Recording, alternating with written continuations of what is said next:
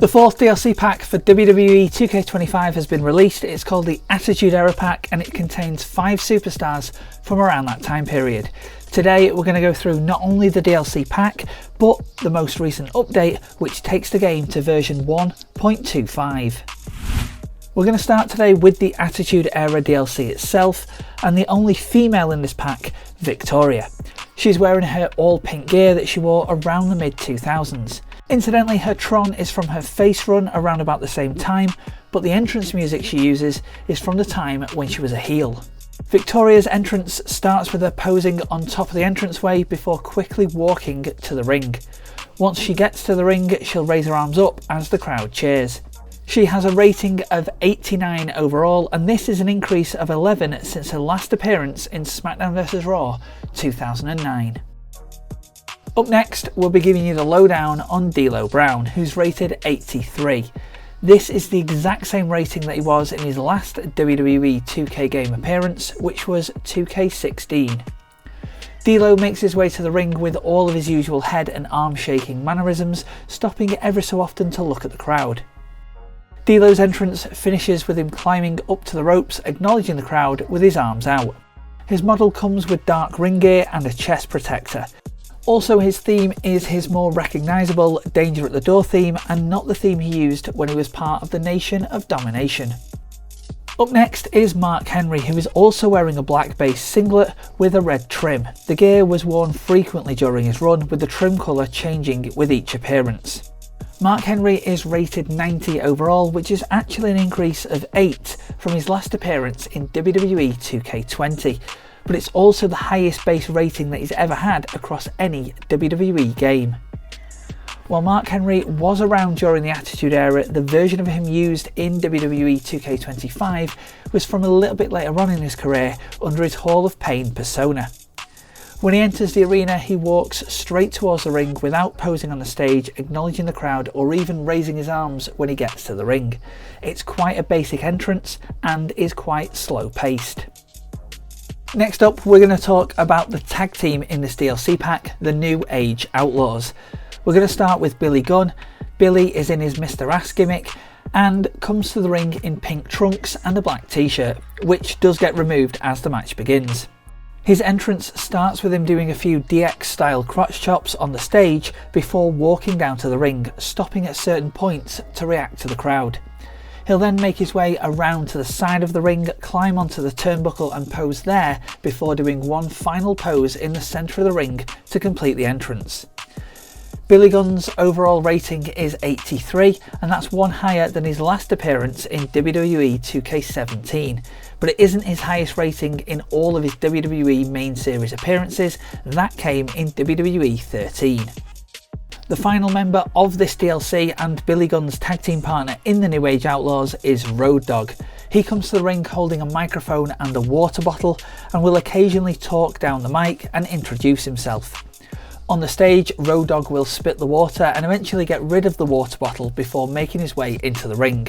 Road Dogg's entrance will finish with him climbing onto the turnbuckle and holding his arms above his head in an X. His rating is 85, and this is exactly the same as it was in his previous appearance in WWE 2K22. The New Age Outlaws do have a tag team entrance, which of course sees Billy Gunn and Road Dogg enter together, and a lot of the stuff that happens is very similar to their individual singles entrances. However, on the stage, the camera will show a close-up of the back of Billy Gunn's trunks, and when they're both in the ring, Road Dogg will ask for the music to be cut, and they'll both go through their iconic tag team introduction, as well as telling the crowd that they've got 2 words for them.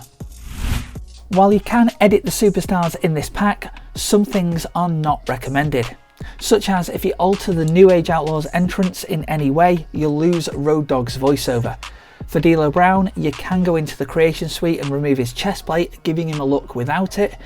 And also, if you want to make a more authentic Victoria, you can give her All the Things She Said by Tattoo as an entrance theme, but to do that you'll need the sound editor and a PC version of the game. As with all the DLC packs, these DLC superstars come with base rated MyFaction cards, and in this instance they're all diamond grade and they're all 90 overall rated. Road Dogg is part of the Strikers class and has Hot Tag at level 1, Bee Repellent and Weapon Master at level 2, Adrenaline, Energetic Opportunist and Sting Like a Bee at level 3, and Heavy Handed at level 4 as his badges.